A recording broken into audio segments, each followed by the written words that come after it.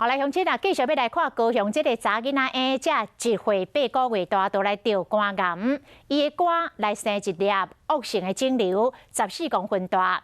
经过12点钟难度真悬的手术，把这个肿瘤给挂掉，前后过来做10届的化疗。顶个月总算是顺利来出院了。这妈妈甲查囡仔勇敢抗癌的故事铺上网，感动真侪人。 一边听歌，一边安尼一直握手，看起来真欢喜。但是，这个古水的囡仔，打去诊断是得肝癌，肿瘤有14公分。化疗做一摆，头毛拢落了了。因兜的人拢叫伊百香果，一直当做勇敢的。一直到第6摆化疗结束，医师甲伊爸爸妈妈讲，爱开刀才会当活落去。他在家的状况就是比一般的小朋友更活泼好动，而且他也很少生病，因为像这个是算很罕见的。 疾病我们一般不会有这种背景知识，会去理解说他肚子会有这么大的肿。